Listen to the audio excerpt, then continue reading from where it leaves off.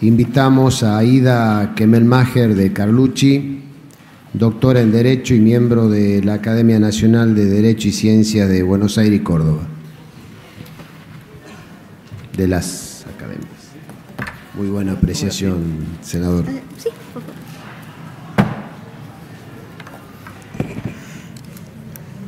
Muy buenas tardes. Muchas gracias por esta invitación.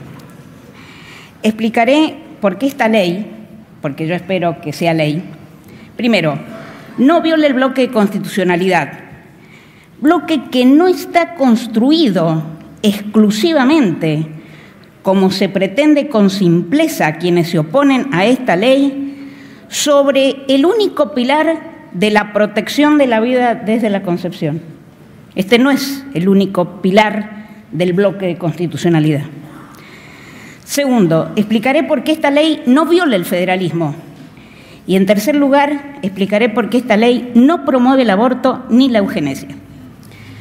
No viola la Convención Internacional de los Derechos del Niño. Se critica a la Corte de la Nación porque distinguió entre reserva y criterios interpretativos o declaraciones. Mucho se ha hablado aquí. Yo voy a señalar simplemente esto. Esa ley, la 23.849, habla de reserva en singular y declaraciones en plural. La reserva para la adopción internacional, nada más. Y dice expresamente lo que es algo propio de las reservas, que esos artículos no rijan en su jurisdicción. Y lo dice con todas las letras. En cambio, para las otras 3 declaraciones que formula, la primera relativa a la concepción como principio de la existencia de un niño, dice solo debe interpretarse. Y para la segunda, que habla del derecho a la salud del niño, interpreta que es obligación de los estados adoptar las medidas apropiadas para la orientación a los padres. Ahora, ese artículo al que se ha hecho esta declaración habla de que el Estado está obligado a desarrollar la atención sanitaria preventiva. O sea que si esto fuese una reserva, nuestro Estado no estaría obligado a desarrollar la atención sanitaria preventiva, lo cual es una barbaridad grande como una casa. En tercer lugar, la declaración es para los casos de los niños en conflictos armados, en los que dice que aplicará la ley interna porque es más protectora de los derechos de los niños ya nacidos, fórmula que no utiliza para el artículo 1, donde no dice que se aplicará el derecho interno, no, dice solo interpretación. Entonces, más allá de que llamemos reserva o criterios interpretativos, vemos que es la propia ley la que está diciendo qué efecto tiene para la República Argentina esta Convención Internacional de los Derechos del Niño en esto que tenemos alguna observación. Para la reserva dice no la aplico y para las otras declaraciones hay una en la que dice voy a aplicar el derecho interno porque es más protector. En el otro no dice absolutamente nada. Algo debe querer decir esta diferente interpretación. Pero aunque no se comparta lo que estoy diciendo, hay algo mucho más importante. Este Senado aprobó, después de la ley 23.849, que es del año 1999, ustedes en el año 2014, afortunadamente, el Congreso aprobó por ley 27.005 el tercer protocolo facultativo adicional de la Convención. Ese tercer protocolo adicional de la Convención reconoce al Comité Internacional de los Derechos del Niño competencia para intervenir en una serie de denuncias.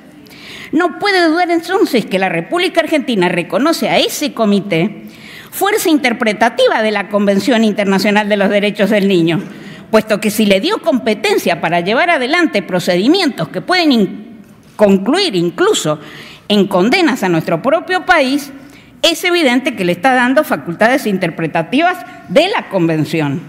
Pues bien, ese comité, como ya se ha dicho acá por parte de muchos expositores, nos ha recomendado más de una vez, la última vez este año, en junio, que debemos asegurar el acceso a los servicios del aborto seguro y atención posparto para niñas adolescentes. ¿Cómo sostener entonces que el derecho del feto es absoluto? Si el órgano encargado de la interpretación y aplicación de la Convención prioriza a la adolescente embarazada, persona esta sí que tengo frente a mis ojos y que indudablemente está protegida por la Convención. No es todo. Quienes afirman la inconstitucionalidad piden que la Argentina no cumpla con las recomendaciones de la Organización Mundial de la Salud, organismo al que nuestro país pertenece desde el año 1937. Alertan a estas personas sobre la peligrosidad del concepto de salud que ese organismo formuló ya en el año 1948 y le piden al Senado entonces que no aplique la guía Abortos sin Riesgos, guía que fue redactada en el año 2003 y revisada en el año 2012. Esta ley tampoco viola la Convención Interamericana de Derechos Humanos. Ya mucho se ha explicado sobre la expresión en general y sobre la interpretación que hizo la Corte en el caso Artavia Murillo contra Costa Rica. Los que se oponen a la ley sostienen que la Argentina no está obligada por esta interpretación, pero esa posición tiene un problema muy grave, que es que desconoce la teoría de la autonomía, teoría que es fundamental para la interpretación y aplicación del sistema de los derechos humanos. ¿Por qué? Se ha dicho que la interpretación de un tratado sobre la base de la autonomía de sus términos, entendidos con independencia de cuál es el sentido que el derecho local le atribuye a esos términos, constituye una salvaguarda contra las actitudes estatales de mala fe que pretendan una interpretación contraria al objeto y al fin del tratado. Por eso los órganos internacionales son los que definen el sentido de las palabras del tratado. La autonomía de conceptos opera pues como una valla a la discrecionalidad del Estado en la interpretación del tratado. Entonces tampoco se puede desoír al Comité de los Derechos Humanos, cuando en sus observaciones afirmó que el Estado argentino debe modificar su legislación de forma que ayude efectivamente a las mujeres para evitar embarazo, etcétera. De esto ya se ha hablado bastante. En suma, señores, quienes se niegan a la aprobación de esta ley parecen decir: nosotros sabemos más que el Comité de los Derechos del Niño, nosotros sabemos más que la Organización Mundial de la Salud, nosotros sabemos más que el Comité de los Derechos Humanos, nosotros sabemos más que la Corte Interamericana de Derechos Humanos. Por eso, señores del Senado, desobedezcan lo que dicen todos estos organismos. Esta ley no viola el federalismo. No es bueno que el federalismo se recuerde solo para restringir los derechos de las personas. Además de la cuestión penal, que no se puede dudar que es federal, este es un tema de salud pública que compromete derechos humanos y, por lo tanto, la República Argentina debe responder internacionalmente cuando los viola. Nuestro país fue denunciado al Sistema Interamericano de Derechos Humanos precisamente porque su salud de sistema provincial, a través de un médico, provocó la muerte de una mujer embarazada a quien le negó medicamentos que afectarían al feto. Se sostiene que una cosa es despenalizar y otra legalizar, pero esto desconoce el sistema de los derechos humanos y el bloque de constitucionalidad argentino. Nuestra Corte de la Nación tiene dicho que el Estado no solo debe abstenerse de interferir en el ejercicio de los derechos individuales, sino que tiene además el deber de realizar prestaciones positivas de manera tal que el ejercicio de aquellos no se torne ilusorio. Además, esta ley no promueve el aborto ni la eugenesia. Cuando en Francia se dictó la primera ley despenalizadora a instancia de la por entonces ministra de Salud Simone Veil, la llamada causa de las mujeres fue en definitiva la causa de la humanidad, porque no fue una ley a favor del aborto, sino que favoreció que no se pusiera en peligro la vida ni la salud de las mujeres. Nuestra ley tampoco promueve la eugenesia. El supuesto previsto en el artículo 6, inciso C, cuando dice: cuando se diagnostique la inviabilidad de la vida extrauterina, está referido al feto anencefálico, cuya situación ya fue resuelta por la Corte de Justicia de la Nación en el año 2001, también en coincidencia con el Sistema Internacional de los Derechos Humanos, en un caso contra Perú en el año 2003. Los fundamentalistas de los derechos del feto sostienen que, aún en este caso, la mujer está obligada a llevar a término su embarazo.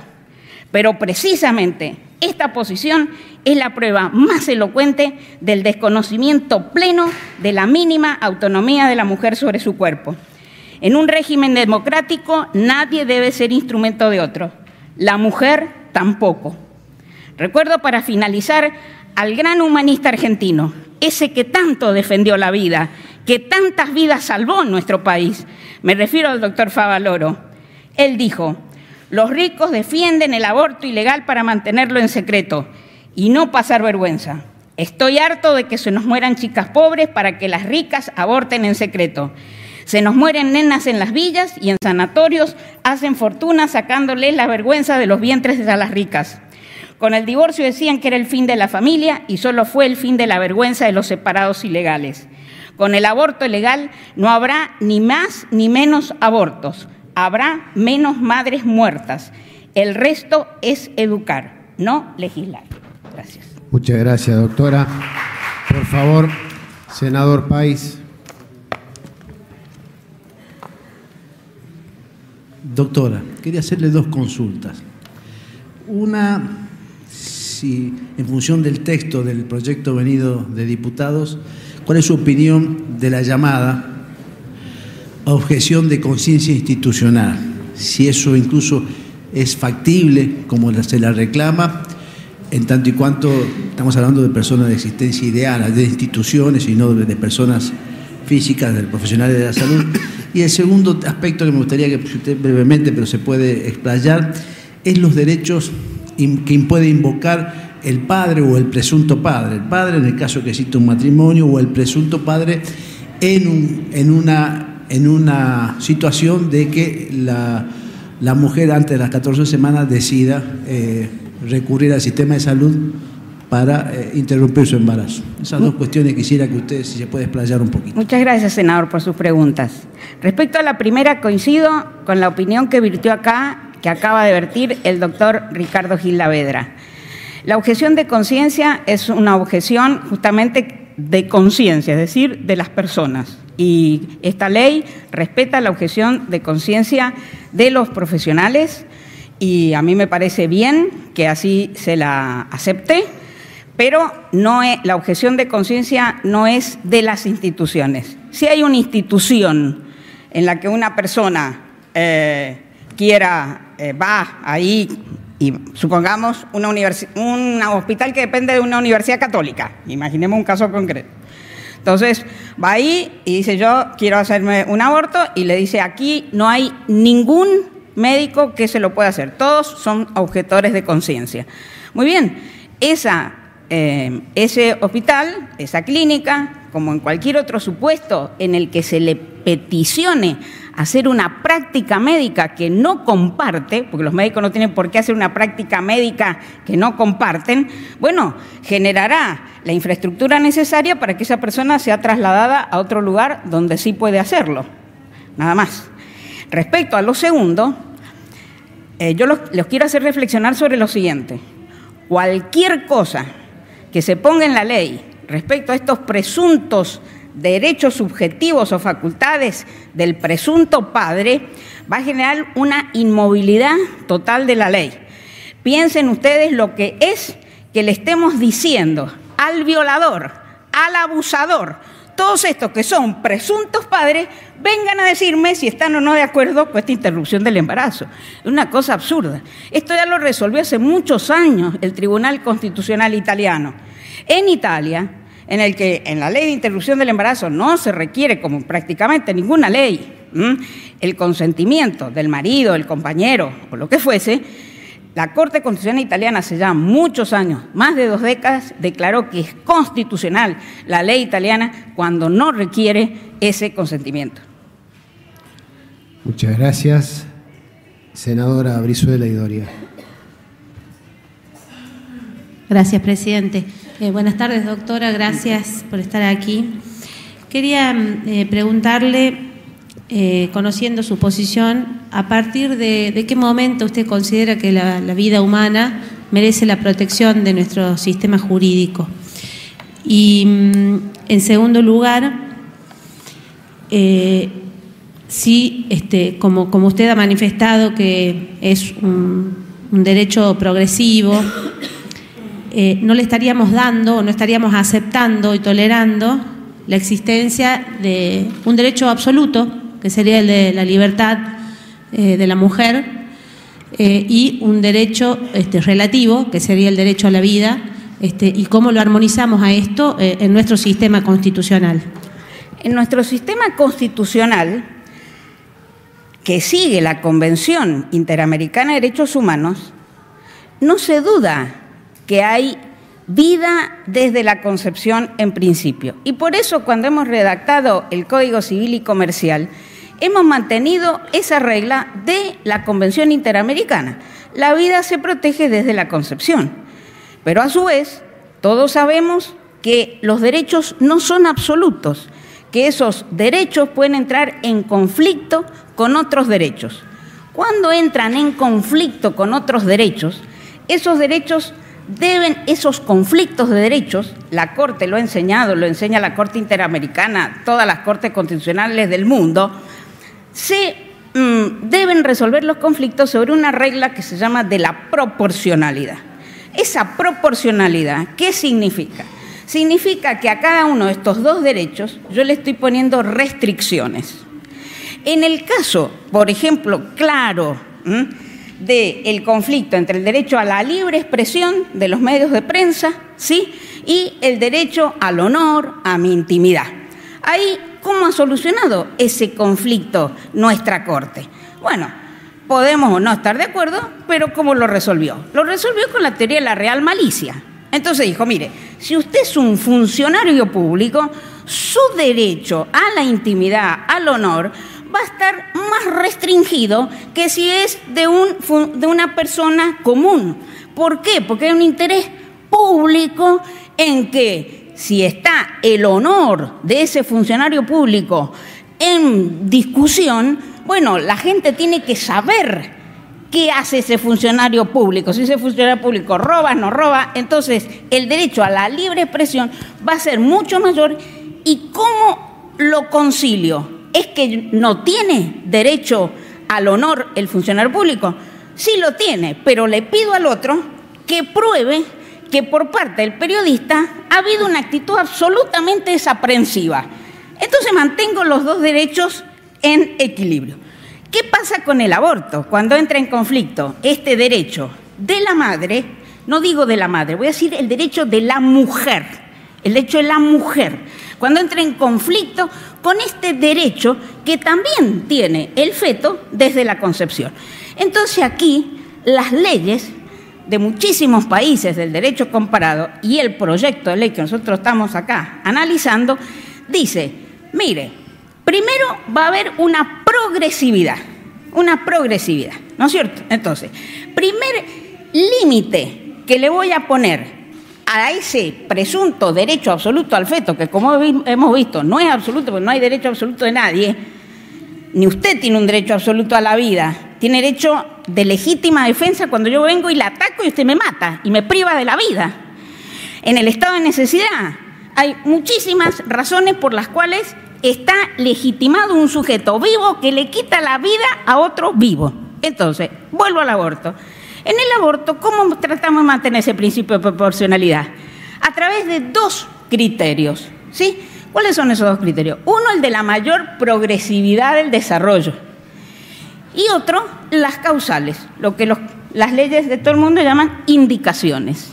Entonces, en el primer trimestre, esa guía que les digo de la Organización Mundial de la Salud dice que el primer trimestre comprende hasta la semana 14. Entonces, en ese primer trimestre, como ese feto no tiene suficiente desarrollo, ahí le damos más peso al derecho a la autonomía de la mujer. Cuando tiene más desarrollo el feto, menor autonomía para la mujer. Esa menor autonomía no se extingue, sino que le decimos, ahora va a tener que venir con las causales. Cuando vino con las causales, ahí sería posible. Si está en juego la vida o la salud de la madre, bueno, entonces también le vamos a permitir, aunque sea después de la semana 14. Pero como estamos viendo, este es un proyecto que, como todas las leyes prácticamente del mundo, están equilibrando el derecho del feto a seguir desarrollándose con el derecho de la autonomía de la mujer sobre su cuerpo. O sea, que fuera de las causales, digamos, de aborto no punible, que eso no estamos en discusión, al menor desarrollo del feto, menor protección, aun cuando haya vida, menor protección del orden jurídico y mayor prevalencia del derecho de la mujer. Sí, sí, porque es un criterio de equilibrio y de proporcionalidad, efectivamente. Sí. Senadora Elías. Buenas tardes, doctora. En base a lo que usted acaba de responderle a la senadora, regla de proporcionalidad. La proporcionalidad es la que no la encuentro. Deseo versus vida. ¿Deseo, dice usted? Sí, el deseo de la mujer. No, utilizo otra palabra más jurídica, no autonomía. Autonomía. Autonomía. O sea, autonomía, el tener un niño no deseado en el seno materno versus la vida del otro. ¿Y ahí usted ve proporcional al tema? Sí, porque fíjese, esa palabra que usted ha utilizado, el otro, la Corte Interamericana ha distinguido perfectamente vida de persona. Usted dice otro, está indicando una persona, ¿sí? Y un ser humano. Alguien que puede llegar a ser un ser humano, incluso en el Código Civil, desde Vélez, hay una norma que dice que esa persona está sometida a una condición resolutoria, a que nazca con vida. Y el propio Vélez decía, porque si no nace con vida, es como si nunca hubiese nacido. Pero acaba usted de decir del Código Civil y sí, de todas las normas últimas, no me lleve tan atrás, donde hablamos ya desde... Perdón. Usted misma ha hecho recién mención a las últimas reformas y al Código Civil y demás, en donde se admite que es niño desde la concepción. No, no decimos niño desde la concepción, Bueno, decimos que la vida está protegida desde la concepción. Es lo que nos enseña la Corte Interamericana. El agregado que se ha hecho en la Convención, doctora, no dice exactamente que se considera niño desde la concepción hasta los 18 años, ¿no dice así? Dice, no es el agregado, he explicado que es un criterio que nuestro país dijo la declaración, que tenemos que, dice, se interpreta. Pero dice así. Dice se interpreta, pero no dice que no vamos a aplicar la convención, que en ningún momento se refirió está claro. a niño de la concepción. Por eso Perdón. El artículo 19 del Código Civil. ¿Por qué no concretas la pregunta y después le paso el micrófono? Sencillamente es como hay en varias normas de nuestro país en donde ya se habla de que el ser humano empieza en el momento de la concepción, la persona, el niño, como lo van llamando las normas, no lo estoy llamando yo. Es el agregado que se hace en la Convención, es lo que dice el Código Civil. Entonces, la regla de proporcionalidad es la que no estoy encontrando, doctora. Entonces, la regla de proporcionalidad es que ese ser humano se juega la vida. Y por el otro lado, estamos hablando de la autonomía, del deseo, del no deseo, del que toma la decisión. Ahora le voy a explicar. Esta vida está dentro de otra persona. Es una vida muy especial porque es una vida que está adentro de otro cuerpo y está dependiendo absolutamente de ese cuerpo. Entonces, cuando los intereses de ambos son convergentes, entonces cuando esos intereses son convergentes, el ordenamiento viene y le presta plena protección a esa persona que está viva y a ese feto. Por eso, por ejemplo, el Código Civil y Comercial da derecho a peticionar alimentos a la mujer embarazada. ¿Por qué? Porque sus derechos y su voluntad y su autonomía es convergente con la del feto. Entonces le dice a esa mujer, puedes pedir alimentos por vos y por ese feto. Incluso, si como por ejemplo se decidió en una sentencia, esa mujer necesitase tratamientos muy específicos para el parto, podría pedirle a quien es o va a ser presuntamente el padre que le pase alimentos, incluso que le pague aquellos gastos que son necesarios porque en un hospital público no se prestan y sí se prestan otros. Pero acá usted tiene una voluntad convergente de la mujer con el niño. Por eso la seguridad social, por eso todo lo que usted quiera. Ahí no tenemos conflicto de derechos, porque el derecho de la mujer es convergente con el derecho del niño. El problema es cuando esos derechos entran en conflicto. Es el problema, cuando esos derechos entran en conflicto. Y usted, a una mujer a la que está obligando, como la obliga alguno de los autores que están en contra de este proyecto y que ya lo han dicho por escrito y en libros publicados y etcétera, etcétera. Cuando usted es una mujer, por ejemplo, en el caso del anencefálico, ahí estamos de acuerdo, ¿no es cierto? En el caso del anencefálico, ¿usted está de acuerdo que si la mujer, que es una tortura para la mujer? ¿Está bien? No está previsto en ningún lado, fue la interpretación de nuestra Corte, afortunadamente. Ahora lo prevé la ley. Pero el caso del anencefálico, doctora, quiero decirle, se lo digo con todas las letras, el doctor Rosati ha escrito en un libro en el que no trata demasiado bien al Código Civil y Comercial, que está mal resuelto el caso del anencefálico, y lo dijo también el doctor Barra, que la mujer tiene que llevar adelante ese feto. Yo les pregunto, ¿qué autonomía tiene esa mujer? Eso es tortura, doctora, eso es tortura. Bueno, doctora, para que me pueda sacar de la duda. De usted me habla de la proporcionalidad. Ahora con un niño normal que viene con un embarazo normal, y la proporcionalidad es la que no entiendo, de que de pronto, porque yo tomo la decisión. Doctora, mientras no tiene suficiente desarrollo, ese feto prioriza la vida de la mujer y la salud física y mental de esa mujer. ¿Por qué? Porque esa mujer ella es una persona autónoma y está desarrollando en su cuerpo algo que psíquicamente no soporta. Gracias. Senadora Solari Quintana, por favor. Gracias. Buenas tardes, doctora. Buenas tardes. Muy agradecida de su presencia aquí. Más allá de la cuestión de la proporcionalidad, para mí la vida es un absoluto. ¿Ah?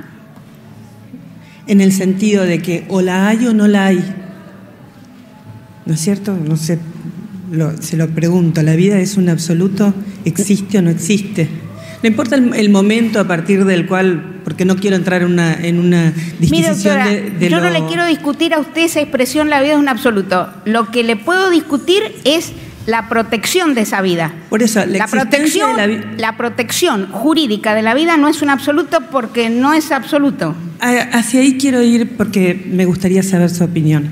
Yo digo que es un absoluto en el sentido de que no existen la vida y la muerte simultáneamente ni conjuntamente, o hay vida o no hay vida. A eso me refiero cuando digo que la existencia es absoluta. Mire, esta expresión, ¿me permite, doctora? Le quiero hacer la pregunta. Sí. Concreta la pregunta. Le quiero hacer la pregunta. Sí. Entonces, desde su punto de vista, este proyecto que tiene media sanción, entiendo yo que da derechos progresivos de la vida respecto de esta proporcionalidad en la que usted plantea los derechos de la madre. Yo entiendo que en nuestro ordenamiento jurídico eso no está consagrado de esa manera. ¿Usted entiende que sí? Sí, le voy a explicar por qué. ¿Entiende que sí? Le voy a explicar por qué. Yo quisiera saber porque sí. le pregunto en este sentido. Yo entiendo que, por ejemplo, Código Civil es persona desde la concepción y tiene una cantidad de derechos, está bien, a condición de que nazca vivo o lo que sea, pero tiene una cantidad de derechos donde no hay una progresividad. Porque tiene convergencia con los derechos de la mujer. Bien, pero pregunto, respecto de el feto, llámele embrión, niño, como se le quiera llamar, porque hay distintas posiciones. Esta ley instituye una progresividad de los derechos en función de los derechos de la madre, del niño. ¿Se comprende la pregunta? ¿Ha sido clara? Porque quizás no soy clara. Mire, primera afirmación suya. ¿Se tiene o no se tiene vida?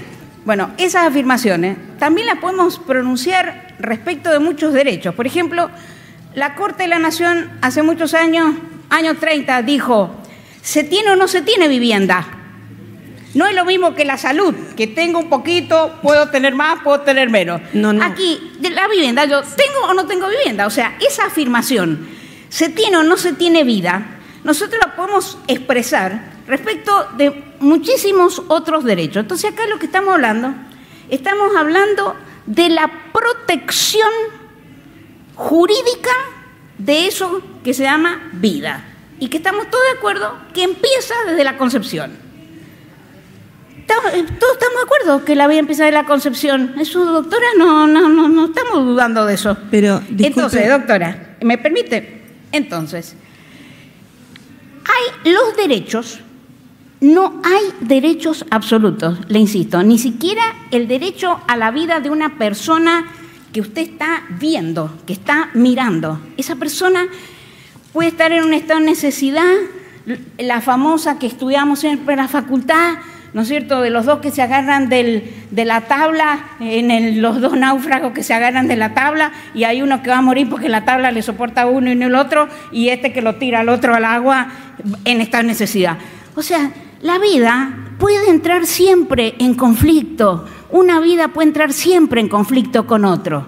Eso, la vida de... Muy bien, entonces, la vida del feto tiene una característica, que no es una vida independiente, es una vida que está dependiendo de otra persona, una persona que tiene órganos femeninos, ¿sí?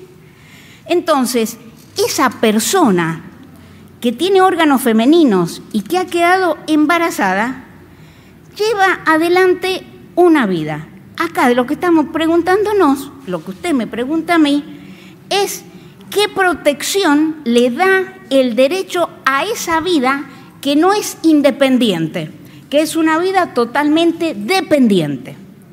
Entonces, nuestra respuesta es, cuando una vida es dependiente de la otra, puede entrar en conflicto con esa vida de la cual depende.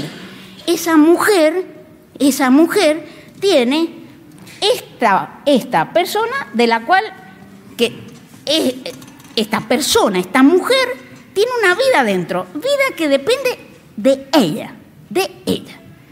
Entonces, como ella no es un instrumento de la reproducción, las mujeres no somos un instrumento de la reproducción humana. Las mujeres somos personas, no debemos ser instrumento de nadie.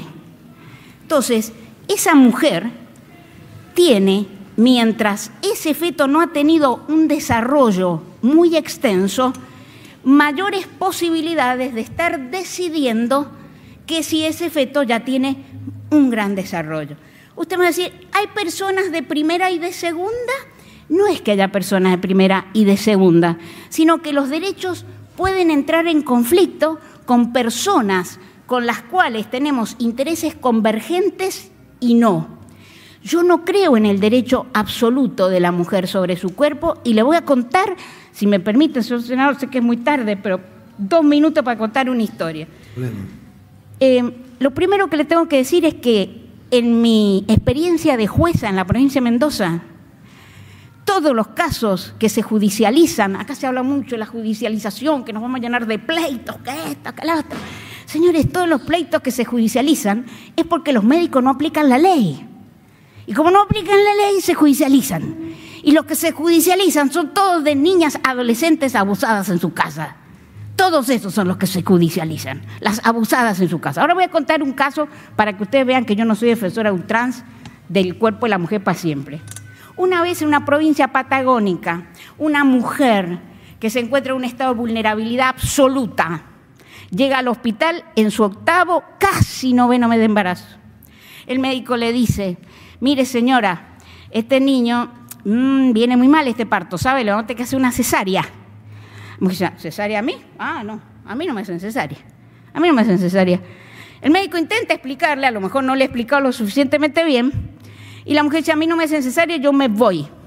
Se vuelve a su casa, si a eso le podemos llamar casa, a donde vivía esa mujer, de una vulnerabilidad terrible, educativa, de salud, de todo.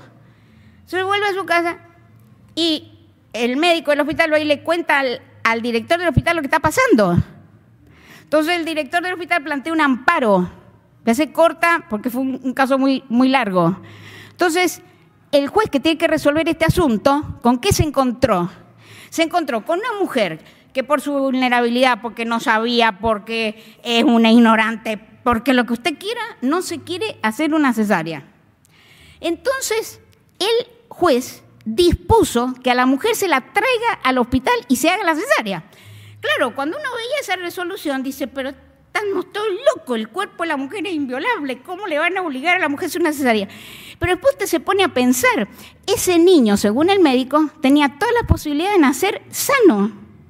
Y esa señora está obligando al Estado, después, cuando tiene un niño con gran discapacidad, como son los niños que nacen por sufrimiento fetal, ahora el Estado nos tenemos que hacer cargo de todo por esta mujer que no entiende que tiene que ir al hospital y que ahí no tiene un derecho ella sobre su cuerpo, porque ese niño está pronto a nacer, es un niño viable. ¿Entiende? Bueno, ¿cómo terminó esta historia? Terminó afortunadamente muy bien. Cuando la mujer vio la policía, la ambulancia, etcétera, etcétera, se fue al hospital, le hicieron la cesárea y se terminó el asunto. Pero estoy explicando esto para que ustedes no crean que yo creo que la mujer tiene un derecho absoluto sobre su cuerpo. Rige el principio de proporcionalidad. Este niño era viable, esta mujer no tenía un derecho sobre su cuerpo. Y bien hizo ese juez de dictar una sentencia que parecía una locura, pero que no era jurídicamente una locura. Mire, doctora, yo no creo eso de usted porque además estoy entendiendo perfectamente lo que usted plantea.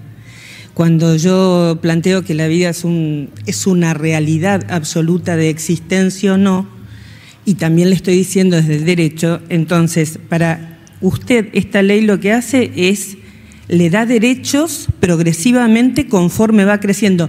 Digo esto porque parecería que fuera menos vida con una semana que con 14 semanas, y para mí la vida es un absoluto, y en nuestro ordenamiento jurídico, en función de la existencia de la vida, se tienen derechos, a eso me refería. Por eso digo que instituye como una progresividad que para mí es desconocida en el derecho argentino, en ese sentido. No es desconocida, le estoy diciendo que esto no es desconocido, que el derecho a la progresividad está en toda nuestra jurisprudencia. Disculpe, yo le hablo en función del niño, o del bebé, o del feto, porque para mí, yo entiendo lo que es la proporcionalidad, y cuando la ley escoge un bien jurídico o un derecho, o tiene que hacer una elección, o inclusive cuando uno es juez y tiene que merituar eso, pero me suena como que va adquiriendo derechos o un mayor derecho a su existencia en función de que crece. Y yo no veo que en nuestro ordenamiento jurídico eso esté consagrado de esa manera. Bueno, ¿me explico? Sí, doctora, le entiendo perfectamente. Y le digo que sí que está consagrado. Y le digo también lo siguiente. El mejor libro que yo he leído sobre esto es un libro de Tribe que se llama La guerra de los absolutos. Si trabajamos con los absolutos, doctora, nunca nos vamos a poner de acuerdo. En los absolutos nadie se pone de acuerdo. Nadie. No le hablo de absolutos de derecho. Estoy hablando de valor absoluto como existencia o inexistencia de la vida. Sí, doctora, pero en la guerra de los absolutos nadie se pone de acuerdo. Eso se lo aseguro yo. Gracias. Senadora Fiore. Muchas gracias, presidenta. Dos preguntas súper concretas para no abusar de su tiempo, el de los señores senadores. Muchas gracias, doctora, muy amable. Senadoras y senadores, perdón, me corrigen acá. Respecto del proyecto que estamos en tratamiento, tengo una consulta con relación a dos artículos. El artículo 9 se refiere a las personas de edad, a las personas menores de edad, y dice: si se tratara de un adolescente, niño, persona gestante menor de 16 años, obviamente se exige el consentimiento informado y se deriva a dos normas, al artículo 26 del Código Civil, que habla de la capacidad progresiva del adolescente y que después distingue entre los 3 y los 16 años de acuerdo a que es invasivo o no el tratamiento médico, si va a requerir la asistencia de su representante legal o no, y después habla también del artículo 7º de su decreto reglamentario 415, que es bastante amplio porque define todo lo que es la familia, incluso va hasta los parientes políticos. Mi pregunta concreta en este caso, se presenta y sobre todo porque usted decía de que muchos de los juicios es porque los médicos no saben aplicar la ley o no la aplican bien. Viene una jovencita de 14, 15 años en una relación consentida, queda embarazada y solicita un aborto. ¿El médico qué debe hacer en este caso? ¿Requiere la presencia del representante legal o basta con la voluntad manifestada por esa adolescente? Esa es la primera pregunta. Y la segunda, también cortita, con relación al artículo 10 que habla de las personas con capacidad restringida, al último dice, ante la falta o ausencia de quien debe prestar el asentimiento, puede hacerlo un allegado de conformidad al artículo 59. El artículo 59 usted lo conoce de memoria, es larguísimo para leerlo. Le quería consultar sobre el concepto de allegado, que me precise eso. Muchas gracias, doctora, muy amable. Gracias a usted. En el primer caso que usted me plantea, el caso de las adolescentes, que no ha llegado a los 16, el caso que usted me está poniendo, una adolescente no ha llegado a los 16. Acá el tema se complica con otro, doctora, que es el del secreto médico. ¿Me entiende? Porque hay una gran discusión sobre si los adolescentes tienen derecho al secreto médico. Bueno, el secreto médico, lo sabemos muy bien, no persigue solo un interés individual, persigue un interés social el secreto médico, porque si no hay secreto médico, las personas no consultan al médico, no van al médico y pierden su salud. Entonces acá lo primero que yo tengo que mirar es si esa niña que no ha llegado a los 16 años le está diciendo al médico, doctor, usted a mi papá y a mi mamá no le dice absolutamente nada de lo que está pasando acá, que él muchas veces lo que está pasando, lo que pasa, ¿me entiende? Porque como les digo, la mayoría de esas niñas, senadoras, son niñas abusadas en sus casas. Cuando llegan ahí no quieren saber, no quieren que se sepa absolutamente nada. Entonces el primer problema que tenemos que resolver es el secreto médico ahí. Entonces el médico, de acuerdo con los lineamientos generales que existen sobre el secreto médico en materia de adolescencia, tiene que tratar por todos los medios posibles de llegar a alguien de la familia que no esté en conflicto de intereses con esa niña. Porque el primer problema ahí es el conflicto de intereses que está sufriendo esa niña ahí con ese médico, ¿me entiendes? Entonces, eso es lo primero que tenemos que tratar, de que llegue a alguien que en la familia no tenga conflicto de intereses con esa criatura. Y ahí, entonces, lo primero, como dice la guía médica, como lo que dicen todos los organismos internacionales, todas las declaraciones que yo aquí no he leído, lo primero, esa niña tiene que ser suficientemente informada. Esa información tiene que seguir los lineamientos de la Corte Interamericana de Derechos Humanos, en el caso que citó justamente la doctora Úrsula Basset, el caso contra Bolivia. Tiene que tener todos esos requisitos, previo, informado, etcétera, etcétera. Pero ahora lástima que no esté la doctora Úrsula Basset acá. La Corte nunca dijo que necesita el consentimiento del padre, ¿eh? Al contrario, este fue un caso en el que la ligadura de trompa se la hacen y los médicos pretenden haber cumplido diciendo que lo buscaron al marido y no lo encontraron. ¿Y qué? ¿El marido? ¿Qué tenía que ver el marido? Si la que tiene que prestar asentimiento para la ligadura es la mujer, no el otro. O sea que quiero dejar bien aclarado esto. El caso contra Bolivia es muy importante, una clase de consentimiento informado. Lo tendríamos que aprender en todas las facultades. Bueno, entonces, esa niña tiene que tener todo ese consentimiento informado, etc. Ahora, si ese médico no logra que esa niña le levante el secreto, tiene que venir con un allegado. ¿Quién es ese allegado? Ese allegado que también está para el caso del discapacitado. Cuando nosotros pusimos esta palabra en el Código Civil y Comercial, ¿quién es el allegado? Los mismos que nos decían quién es el allegado, nos decían quién es el adolescente. Es una palabra de la sociología. No, señores, de ninguna manera.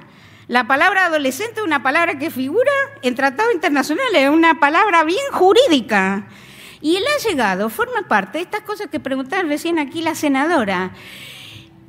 La gente que hacemos derecho tenemos que empezar a aprender que nosotros hemos marcado siempre la cancha, pero que ahora vienen las otras ciencias a enseñarnos cómo se marca esa cancha. Y entonces se ha llegado, forma parte de la sociología, forma parte de lo que es cotidiano en nuestros adolescentes, las personas con discapacidad. Sabemos quién es un allegado. No lo tenemos definido en ninguna ley a lo mejor, pero sí, ¿qué queremos decir? Es la persona de estricta confianza de esa persona para que esa persona, su consentimiento pueda ser el consentimiento que quiere la Corte Interamericana, previo, libre, informado. Senadora Rodríguez Machado. Gracias, presidente. Gracias, doctora, por su información. Verá usted que en esta plenaria la mayoría de mujeres senadoras presentes son quienes estamos, algunos senadores también, pero como sabrá que es un tema tan importante para la autonomía de la mujer, la presencia mayoritaria de mujeres transversal le está un poco dando la razón que somos capaz las mujeres que estamos en esta gran disyuntiva que usted está tratando de aclararnos sobre cuál es la autonomía de nuestro cuerpo y en conflicto tal vez con esos otros derechos. Ahora, la pregunta que yo quiero hacerle tiene que ver con algo que ha flotado durante estas 48 horas, 24 horas, sobre que la mayoría coincide de que la mujer no debería ir presa cuando comete un aborto. No hemos encontrado una sola voz de ningún médico, jurista, especialista, nadie que diga que la mujer tiene que ir presa por cometer un aborto, que un delito que se comete da dos, porque hay alguien que lo produce y sin embargo el delito existiría porque el médico estaría penado. Y en esta cosa extraña que tenemos los argentinos de decir no penemos a la mujer que comete un aborto, pero tampoco modifiquemos. ¿Hay algún otro instituto jurídico, según su conocimiento, dentro del delito penal que tenga esta característica, es decir, un delito existente pero socialmente aceptado?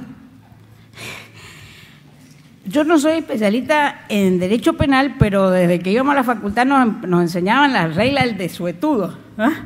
Estas cosas que bueno, que en determinado momento la sociedad acepta y en otros momentos no acepta. Con el aborto pasa algo muy extraño, senadora. El aborto no era, por ejemplo, en el derecho romano no era penado. Empezó a ser penado con la influencia de la Iglesia. Y de ahí, o sea, va pasando, ¿me entiende? O sea, no es una figura que nosotros podamos decir responde a los cánones tradicionales del resto de los delitos. Porque, por supuesto, y en esto yo coincido totalmente con lo que ha dicho el doctor Gilavedra acá, está lleno de ideologías, doctora. Es inútil, es inútil. Hablemos sin eufemismo. No quiero ofender a nadie, por favor. Estoy señalando qué es lo que ha pasado en nuestro país. En nuestro país, la lucha por la secularización es la lucha del derecho. La lucha nuestra es la lucha por la secularización. Uno de los que intervinieron en la tarde de hoy sostuvo aquí mismo, y lo ha sostenido también por escrito, que la expresión de nuestra Constitución, cuando invoca a Dios, fuente de toda razón y justicia, eso quiere decir que Dios es fuente del derecho. Eso es peligrosísimo, senadora. Decir que Dios es fuente del derecho, en mi opinión, es muy peligroso, no responde a nada en nuestra historia. Es lo mismo que decir en el Islam que el Corán es fuente del derecho positivo. Es muy peligroso. Y nuestra historia, la historia del derecho en Argentina es la historia de la secularización. ¿Usted cree que Sarmiento quería el matrimonio religioso en nuestro Código Civil? ¿A usted alguna vez ha podido creer que Sarmiento quería eso? Pasaron 20 años hasta que tuvimos la ley de matrimonio civil. Y en el medio de eso tuvimos una intervención antes del Código Civil, tuvimos una intervención a la provincia de Santa Fe, hoy pionera en el cuidado de la salud, que en aquel momento fue pionera en una ley de matrimonio civil, pero fue intervenida esa provincia. Después de la ley de matrimonio civil, que pasaron 20 años de la sanción del Código, tuvimos un matrimonio que era civil, pero que no admitía el divorcio vincular. ¿Cuántos años pasaron hasta que tuvimos una corte que por 3-2 tuvo esta brillante idea de la interpretación dinámica de los textos que nos permite llevar al criterio de la inconstitucionalidad sobrevenida? O sea, que una ley que ha nacido como constitucional puede devenir en inconstitucionalidad por los cambios culturales que tiene un país. Y gracias a esos 3 de la Corte, y recuerdo específicamente al doctor Petracchi, que llevó los cantantes, hemos tenido divorcio vincular en la Argentina, doctora. Si no, todavía la estaríamos esperando. Después, nuestra lucha fue por el matrimonio igualitario. Ahora es esta. Y siempre hemos estado del mismo lado unos y otros. Los que han estado de un lado en esa lucha siempre han estado en el mismo lado de otra. Es la lucha por la secularización, doctora. Nosotros vivimos en un país laico. Si nuestros antepasados, si sus abuelos y bisabuelos, los míos y los de cualquier persona que está acá, hubiese creído que este era un país confesional, no venían a la Argentina. Vinieron porque hemos respetado siempre los derechos de todos. Muchas gracias, doctora.